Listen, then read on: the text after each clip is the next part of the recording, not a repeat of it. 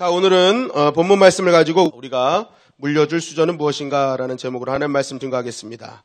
우리 1절, 3절 말씀 다시 한번 읽을까요? 시작.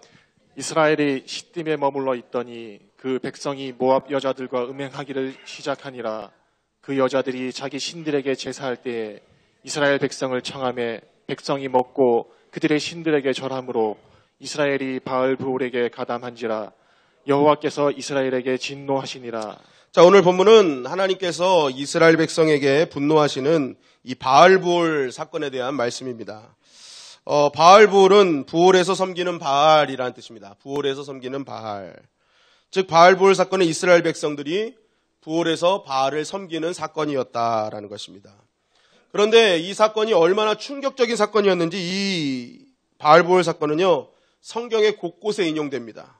신명기, 여호수아, 느헤미야, 시편, 베드로후서, 유다서, 미가서에 이 바알브올 사건을요 계속적으로 드러내고 있다는 것입니다. 그만큼 이스라엘 백성들이 이것이 하나님 입장에서 볼 때 너무나 충격적인 사건이었다라는 것을 얘기하죠. 특별히 여기에 보면은 3절에 이스라엘이 바알브올에게 가담한지라라고 되어 있습니다. 이 가담한지라가 이차메드라는 뜻으로 뗄 수 없을 정도로 밀착되고 종속된 상태다라는 뜻입니다. 이 이차메드, 그러니까 아주 종속됐다. 아주 거기 그냥 푹 빠졌다. 완전히 거기에 미쳤다라는 뜻입니다. 그러니까 이 남자들이요, 모압 여자들과 이 바알 숭배를 하고 음행하는 이 일이요, 완전히 거기에 푹 빠진 상태를 말하고 있는 것입니다. 그러니까 이것이 얼마나 처참했는지, 얼마나 푹 빠졌는지, 이게 무엇이냐면 이 바알브올 사건을 통해서 하나님이 진노를 하셨습니다. 그래서 공개적으로 처형을 명하시고 막 진노를 퍼부으셨거든요. 그렇게 말하고 있는 그 도중에 그렇게 막 하나님의 진노 때문에 우리가 죄인입니다 하고 막 그 앞에서 막 울고 있을 때였어요.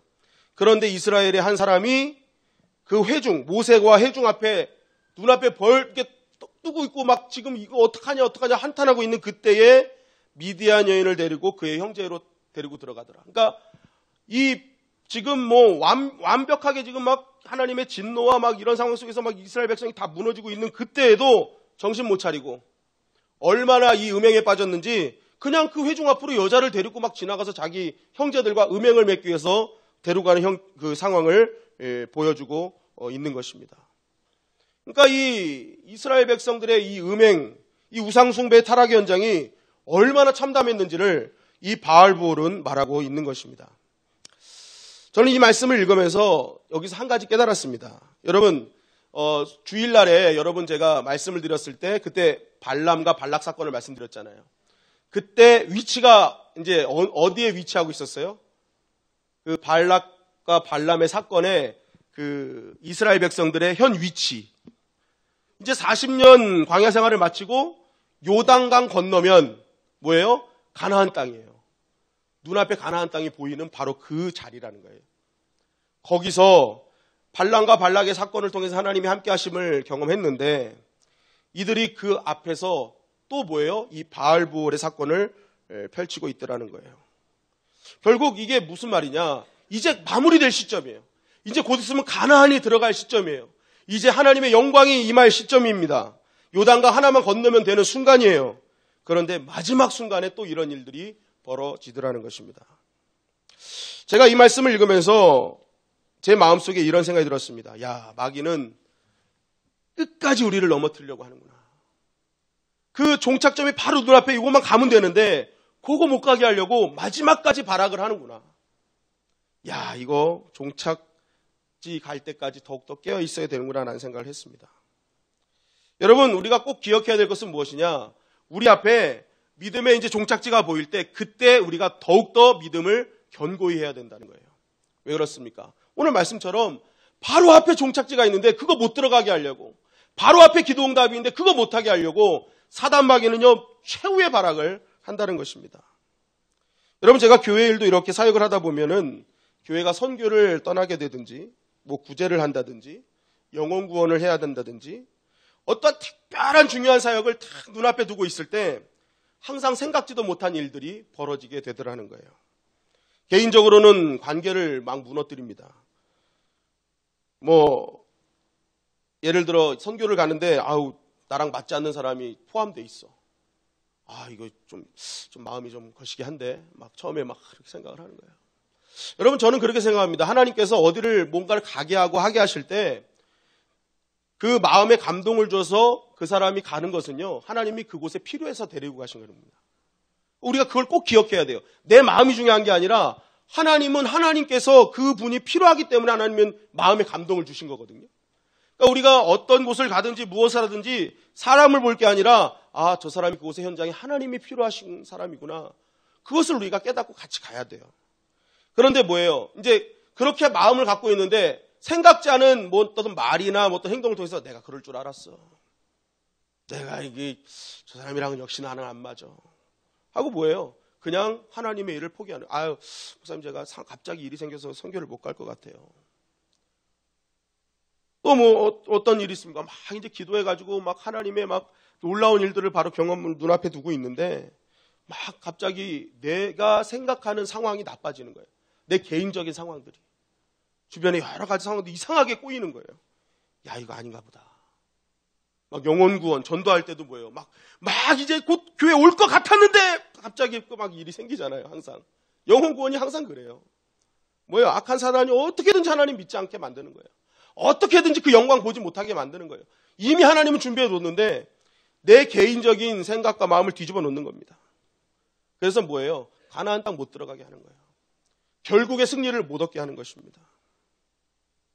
여러분, 우리는 그런 일이 있을 때일수록 하나님의 일을 포기하지 않기를 주님의 이름으로 간절히 축원합니다. 왜요? 그거는요, 더 빨리 이제 마지막이 왔다는 증거거든요. 그러니까 뭐예요? 그때를 기억하며 뭐예요? 너는 더욱더 견고히 믿음을 가져라라는 게 하나님의 메시지입니다.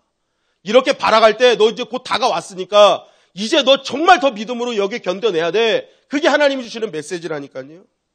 그러니까 예루살렘에 가면 너 엄청난 핍박이 있을 거야 라는 그 해석 앞에 다른 사람들은 말리잖아요. 너 가면 죽어. 사도 바울은 뭐예요? 하나님이 내 믿음 더 견고하게 하라고 하시는구나. 가면은 어려운 일이 있을 거니까 지금 내가 여기서 믿음을 더 견고하게 해야 되는구나. 해석이 다르니까 이루는 일이 다르는 거예요. 그죠? 해석이 달라버리니까. 마찬가지입니다. 지금 이 바알볼 사건은요, 이제 요단강만 건너면 가나안 땅이에요. 그런데 그 가나안 땅을 차지하지 못하게 해서 뭐예요? 악한 사단이요, 발악을 하는 것입니다. 지금 어떻게든지 하나님의 백성 못 들어가게 하려고. 여러분, 오늘 새벽에도 예수님께서 광야에서 시험 받으시는 장면을 우리가 묵상했는데 그때 그 시험 받으시게 하는 주체가 누구였습니까? 성령에 이끌려. 성령에 이끌려서 시험 받으셨다니까요. 이 말이 무슨 말이에요? 모든 시험조차도 하나님의 통제 안에 있다는 것입니다. 그러니까 우리가 받는 시험이요, 마귀는 도구로 사용되지만 그 모든 것을 통제하시는 분 누구다? 하나님이시다. 성령에 이끌렸다니까요. 성령 하나님께서 이끌려서 그 시험을 받게 하신 거예요. 여러분, 욥도요, 마귀가 막 시험하려고 할 때 하나님이 다 데드라인을 주시잖아요. 소유물만 건드리고 목숨은 건들지 말아라. 왜? 하나님 통제를 다 하시는 거예요. 다 하나님 손 안에서 다 이끌어 가신다. 그래서 뭐예요? 그것을 하나님이 어떻게든지 여러분 시험을 오거든 기쁘게 여기라는 것이 하나님은 하나님의 방법으로 다 지켜주시면서 우리를 더 성숙해 하고 이전보다 더 많은 은혜를 주기 위해서 때로는 그 시험을 허용하실 때가 있다는 거예요. 그러니까 하나님 통제 안에 있는 그것을 우리가 끝까지 믿고 뭐예요? 우리는 믿음으로 하나님을 바라봐야 되는 거예요. 내가 이 시험을 어떻게든지 이겨볼게. 내가 어떻게든 담배도 끊어보고 술도 끊어보고 내 결단과 의지로 시험을 이기는 것이 아니라 시험이 올 때는요, 더 하나님을 의지하는 방향으로 나가야 되는 것입니다. 더 하나님을 예배하고 더 하나님께 기도하고 더 하나님을 신뢰하는 방향으로 나가야 시험을 이기고 더 큰 예비하신 은혜를 누릴 수 있는 것이죠. 그러니까 요셉도 마지막 형들에게 당신들을 나는 헤어려 했다. 엄청난 시험거리들이 있었다. 그러나 내가 믿는 하나님이 그것을 선으로 바꾸셨다. 그러니까 요셉은요, 어떠한 시험이 와도 선으로 바꾸실 하나님을 믿고 있었다는 거예요. 그러니까 시험이 되지 않더라. 오히려 더 큰 은혜를 누리게 되더라는 거예요. 여러분, 마지막 때가 가까울수록 여러분들이 무엇인가 응답 받을 것이 가까이 올수록 여러분들이 하나님의 귀한 사명을 감당하는 그러한 것이 올수록 마귀는 분명히 여러분들의 일들을 방해할 것입니다. 더 이전보다 심하게 방해할 것입니다. 여러분 그때가 하나님의 영광을 보는 순간이 될 줄 믿습니다. 그렇기 때문에 여러분 끝까지 하나님을 신뢰하는 자리로 나아가야 되는 거예요. 끝까지 하나님 의지하는 자리로 나아가야 되는 거예요. 오늘 이 바알볼 사건이 바로 그것을 증거하는데, 그러면 이 바알볼 사건은 왜 생겼냐? 우리 민수기 31장 16절 말씀은 이렇게 증거하고 있습니다. 시작. 보라, 이들이 발람의 꾀를 따라 이스라엘 자손을 부올의 사건에서 여호와 앞에 범죄하게 하여 여호와의 회중 가운데에 연병이 일어나게 하였느니라. 자, 이 바알볼 사건에 등장하는 용의자가 한 명이 나옵니다. 누굽니까? 발람의 꾀를 따라. 여러분, 하나님이 원하지 않는 길 3종 세트가 누구 길이었습니까? 가인의 길, 고라의 길, 발람의 길. 그죠? 그래서 이 발람이 용의자로 등장해요. 발람이 꾀를 냈다는 거예요. 발람이 꾀를 냈다. 이 아무리 저주하려고 해도 안 되는 거예요. 막 해도 안 되는 거예요. 그러니까 이 나중에 발락한테 발람이 이런 얘기하고 가는 거예요. 야, 마지막 방법은 음행밖에 없어. 육체의 그런 어떤 본능을 할 수밖에 없을 것 같아. 나는 더 이상 안 될 것 같아. 그러니까 그 꾀를 던져주고 간 거예요. 그러니까 오늘 다시 1절부터 3절 말씀을 가만히 보면 이 모압 여자들이 음행을 이제 이렇게 유도합니다. 근데 이 음행을 유도한 이 방법이 뭐냐면 그들의 제사를 할 때 초청을 해요. 사람들을. 이스라엘 백성을 초청해요. 그래서 바알, 부올에서 바알을 섬기는 그 행위들. 근데 이 바알이 어떤 신이냐? 다산을 주관하는 신이거든요. 풍성한 생명과 다산. 그러니까 이들이요, 이 풍성한 생명과 다산을 위해서 하는 일이 이 바알에게 숭배할 때 그 바알 신전에 있는 여사제들과 음행을 합니다. 아주 음행을 깊이 합니다. 그래서 그 열기가 올라감으로써 그것을 바알이 받는다 해가지고 어마어마한 음행을 저지릅니다. 그러니까 오늘 다시 1절 3절 봐주세요. 그 여자들이 자기 신들에게 제사할 때 이스라엘 백성을 청하매 라고 된 거예요. 그러니까 와 우리 저기 제사 지낼 건데 한번 와봐, 한번 봐봐 했는데 이제 이 백성들이 먹다 보니까 이제 그들의 신들에게 막 이렇게 제사 드리는 상황이 오니까 갑자기 이게 막 음행하는 모습이 보이는 거예요. 그러니까 뭐예요? 이들이 이스라엘 백성이 거기에 확 하고 넘어가 버린 것입니다. 그러니까 이게 바알 제사의 절정이고 의무였기 때문에 이것은 반드시 해야 될 일이거든요. 그러니까 이 이스라엘 백성들이요, 하나님이 지켜주니까 그냥 어떡하는 거예요? 그들에 들어가서 그들에게 꾀를 내가지고 악인의 꾀로 말미암아 넘어뜨리고 있더라는 것입니다. 여러분, 이 사단의 꾀, 악인의 꾀가 얼마나 무섭습니까? 이것이요, 아까도 말했지만 가담했다. 깊숙이 이제 들어간 거예요. 이 악인의 꾀 한 방으로 뭐예요? 이스라엘 민족 전체가 무너질 위기에 처하게 되었던 것입니다. 7절, 8절 말씀입니다. 시작. 제사장 아론의 손자 엘르아세레안을 비나스가 보고 회중 가운데에서 일어나 손에 창을 들고 그 이스라엘 남자를 따라 그의 막사에 들어가 이스라엘 남자와 그 여인의 배를 꿰뚫어서 그 두 사람을 죽이니 연병이 이스라엘 자손에게서 그쳤더라. 자, 조금 전에 이제 그 한탄하고 있는 상황에서 한 남자가 미디안 여자를 끌고 그 형제들에 가서 막사로 들어갔거든요. 그때 그것을 보고 한 사람이 일어납니다. 그 한 사람이 누구예요? 비느하스예요. 비느하스. 비느하스가 이 처참한 환경을 보고 울분을 터뜨리며 창을 들고 나간 것입니다. 그리고 뭐예요?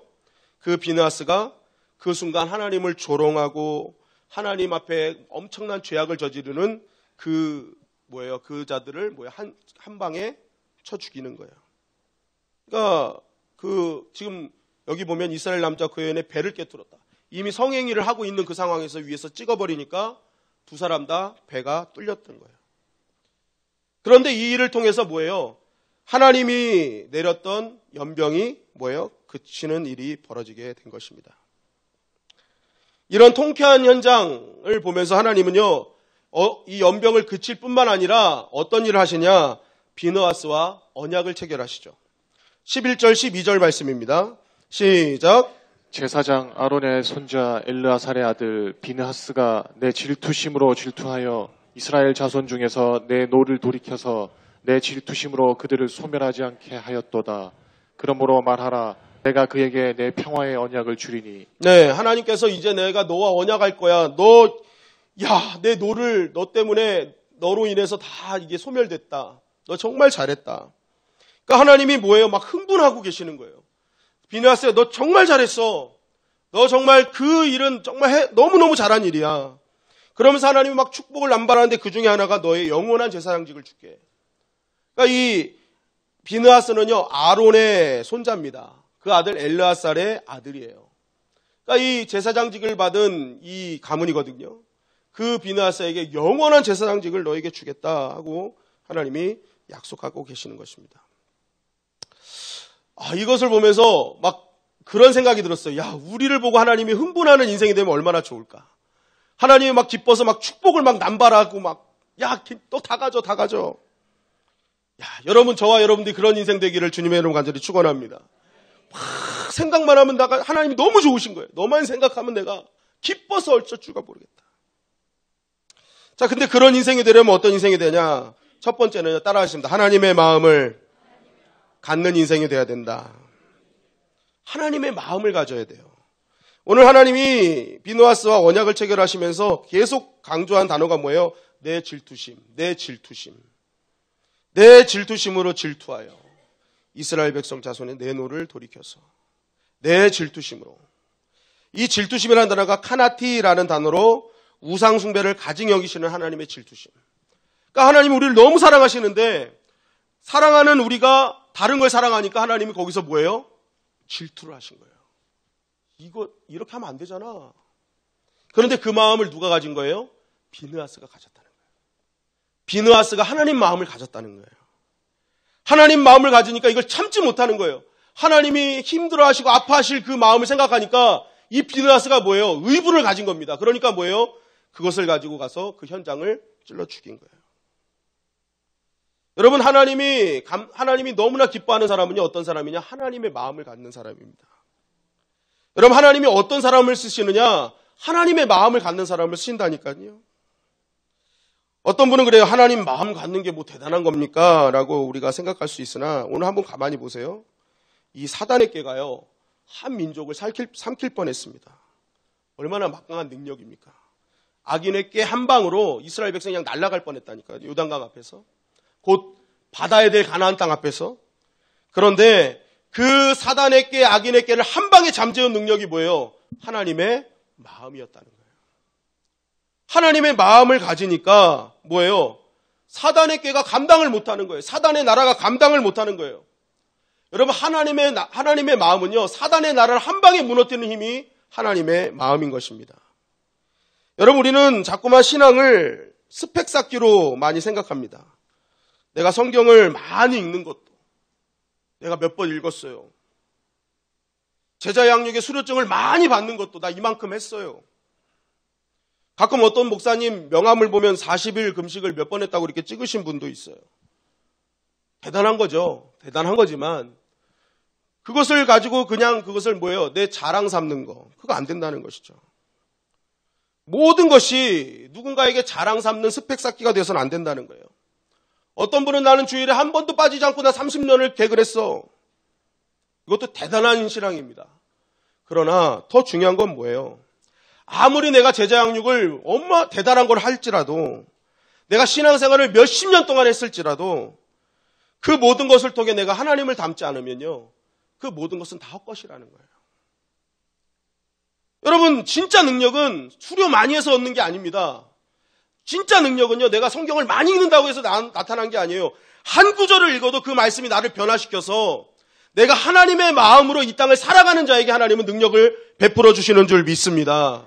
그게 중요한 거예요. 그게 중요한 거예요. 밤낮 내가 기도했어요 해도 하나님 마음으로 변화되지 않으면 안 되는 거예요. 그런데 그게 어느 순간 뭐예요? 많은 사람들에게 자랑이 되고 스펙이 되고 내가 이거 했어요, 저거 했어요. 거기에는 아무런 능력이 없다는 것입니다. 내가 무엇을 한 가지만 하더라도 그 안에 뭐예요? 하나님의 마음이 내 안에 들어와서 죄의 현장을 보면 의분을 품고 하나님의 나라의 거룩함을 위해서, 그 나라를 위해서 나아가는 그 사람, 하나님이 그 사람을 사용해 주신다는 것입니다. 그러니까 내가 아무리 많은 것을 졸업할지라도 내가 하나님 마음이 없으면요, 내가 바뀌지 않으면 아무런 능력이 없는 것이죠. 여러분, 오늘 이 비느하스도 가만히 보세요. 이 비느하스, 이 이름을 여러분 들어봤을 거예요. 어디서 들어보셨어요? 어디서 들어보셨어요? 엘리의 아들, 사무엘상에 나오는 엘리의 아들이 홈리와 비느하스잖아요. 이 두 사람을 이렇게 성경은 표현합니다. 사무엘상 2장 12절 34절 시작. 엘리의 아들들은 행실이 나빠 여호와를 알지 못하더라. 내 두 아들 홈리와 비느하스가 한날에 죽으리니 그 둘이 당할 그 일이 내게 표징이 되리라. 당시 제사장 가문은요, 명품 가문이었습니다. 그 영적인 것을 딱 지도하는 가문이었기 때문에 이 제사장 가문은요, 정말 추앙받는 가문이었고 정말 위대한 가문으로 평가받았어요.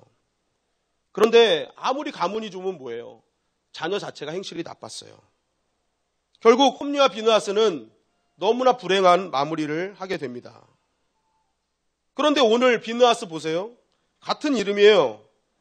그런데 이 비느하스는요, 하나님께 영원한 언약을 받습니다. 같은 이름인데 다른 인생을 살더라는 거예요. 왜 그렇습니까? 한 비느하스는요, 뭐예요? 그의 삶 자체가 하나님께 영광이 되지 못했어요. 그런데 같은 이름이지만 한 명의 비느하스, 오늘 이 비느하스는 하나님의 마음을 품었어요. 그의 삶이 완전히 뭐예요? 변화된 삶을 살았단 말이에요. 내가 하나님의 영광을 위해 살겠다. 그러니까 우리에 주어진 가문이 중요한 게 아닙니다. 우리에게 주어진 이름이나 상황이나 스펙이 중요한 게 아니라 그가 변화된 삶을 살고 있느냐, 하나님의 마음을 품었느냐, 거기서 인생이 갈라지는 거예요. 세상은 자꾸만 흙수저, 금수저로 인생을 가릅니다. 뭔가 이름이나 환경이나 특별한 것이 나의 삶을 가를 것이다라고 우리는 자꾸만 생각을 해요. 그런데 오늘 하나님은 정확하게 말씀하시는 거예요. 절대로 우리가 태어난 환경, 금수저나 흙수저가 그게 인생을 가는 것이 아니다. 지금 너가 하나님의 그 죄악된 현장을 보면 의문을 품고 있는 진짜 변화된 삶을 살고 있느냐. 하나님께서 우리가 갖고 있는 마음과 믿음을 보시고 하나님 우리 삶에 개입하신다니까요. 그래서 뭐예요? 영원한 언약을 세워주시는 거예요. 여러분, 환경이나 모든 상황이나 스펙이 중요한 것이 아니라 하나님 오늘도 하나님 마음으로 변화된 한 사람을 사용하셔서 하나님의 나라를 이루어 가십니다. 여러분, 블레셋이 대단해 보이잖아요. 골리앗이 대단해 보이잖아요. 그때 하나님의 품은 다윗만 서면 이기는 거예요. 아무리 추악한 정말 너무나 타락한 시대일지라도 엘리야 한 사람만 갈멜산에 서면 이기는 거라니까요. 하나님은 많은 사람을 택하지 않으셨어요. 오늘도 그 마음을, 하나님의 마음을 품고 서 있는 그 사람을 통해서 시대를 바꾸셨고 정말 하나님의 놀라운 영광과 은혜를 경험하게 하셨다는 것입니다. 여러분, 우리가 그 현장에 서 있는 비느하스가 되기를 주님의 이름을 간절히 축원합니다. 하나님의 마음을 품는 주님의 영광교회. 그러면 하나님이 이 교회 사용하시는 것입니다. 대단한 스펙이 있어서 사용하는 게 아니라 그 마음, 내가 하나님을 향한 그 뜨거운 마음, 그 열망, 그 믿음, 하나님이 그거 사용하신다는 거예요. 두 번째는요, 비느하스는 한순간에 되는 것이 아니라 서서히 만들어지는 것입니다. 여러분, 오늘 11절 12절 보니까 제사장 아론의 손자 엘레아살의 아들 비느하스가 라고 되어 있어요. 비느하스가 이런 하나님의 마음을 품기까지 한순간에 되지 않았음을 성경은 말하고 있어요. 자신의 할아버지 아론과 그의 아버지 엘레아살을 통해서 비느하스는 만들어졌다. 성경은 말하고 있는 것입니다. 결국 여러분 잘 보세요. 이 말씀은 우리 신앙의 2세대들이 비느하스로 성장하기 위해서 정말 필요한 믿음은 어디서부터 시작된다? 지금의 나로부터 시작된다는 거예요.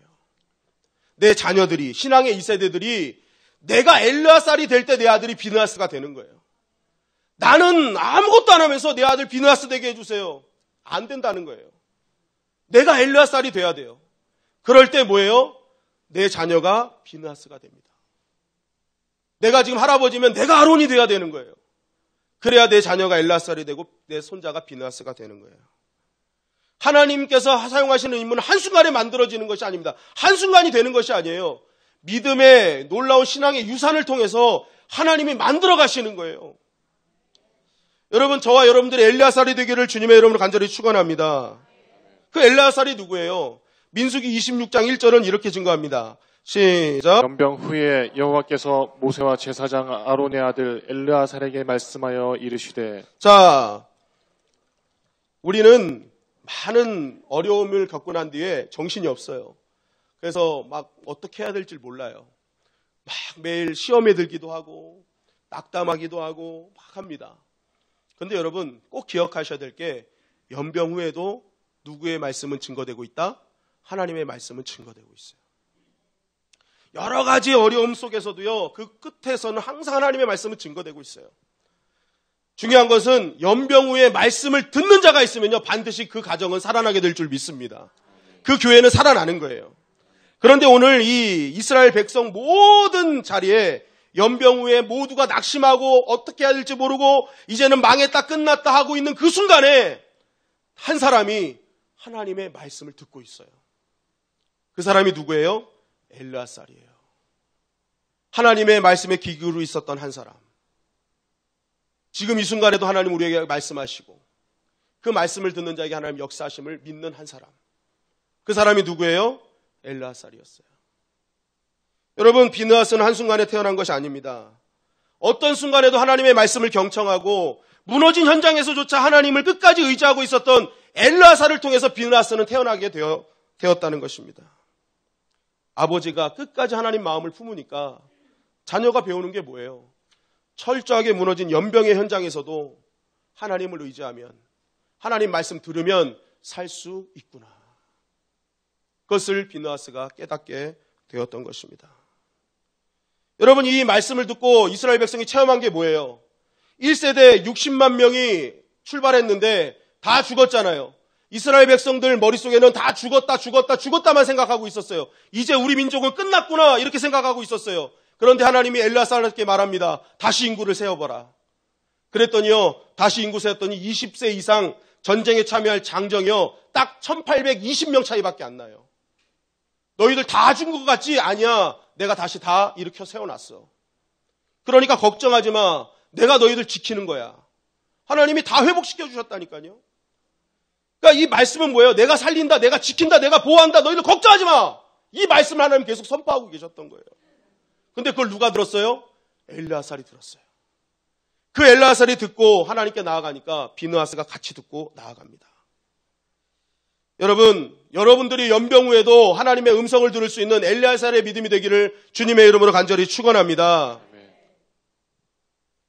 여러분, 우리가 그러한 믿음을 갖고 있을 때 우리 신앙의 2세대들이요, 비느하스와 같은 믿음으로 성장하게 되고 그러한 2세대를 통해서 이 나라와 민족이 변화되기 시작하는 것입니다. 여러분, 아론의 아들은 원래 나답과 아비후였죠. 그런데 다른 불로 섬기다가 그들은 죽게 되었습니다. 그래서 바로 엘르아살과 이다말로 연결되는 거거든요. 여러분, 가만히 보면은 육신의 장남이 성경에서 장남의 역할을 한 경우가 거의 없습니다. 육신의 혈통은 아무것도 아니라는 거예요. 육신적인 무엇은 금수저 이거 아무것도 아니라는 거예요. 진짜 중요한 건 영적인 혈통이라는 거예요. 나의 자녀에게 무엇을 남겨줄 것인가? 나의 자녀에게 육신적인 그런 유산만 남겨줄 것인가? 아니라는 거예요. 육신적인 혈통이 장남의 역할을 한 적이 거의가 없어요. 루벤도 보세요. 잘못해가지고 그 혈통이 누구한테로 넘어갔어요? 누구한테로 넘어갔어요? 누구한테로 넘어갔어요? 어? 요셉? 요셉에게도 넘어갔죠. 근데 진짜 누구에게 넘어갔어요? 어? 유다 지파에도 넘어갔잖아요. 육신적인 혈통이요, 장남의 역할을 한 적이 별로 없다니까요.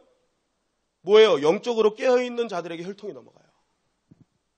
그러니까 우리가 정말 남겨줘야 될 것이 뭐예요? 영적인 유산이에요. 영수저예요, 영수저. 금수저, 흑수저 때문에 너희들 차이가 날 거야 해서 우리 아이들 어떻게든지 금수저 만들려고 하지 마세요.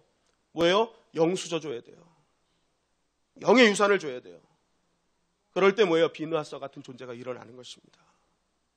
환경이 어찌하더라도 끝까지 믿음 붙들고 나아가는 하나님의 백성이 일어나게 되어 있는 것입니다. 여러분, 우리가 영적인 혈통을 추구하는 교회가 되기를 주님의 이름으로 간절히 축원합니다. 우리 아이들이 비느하스가 되게 하여 주시옵소서. 먼저 내가 엘르아살이 되게 하여 주시옵소서.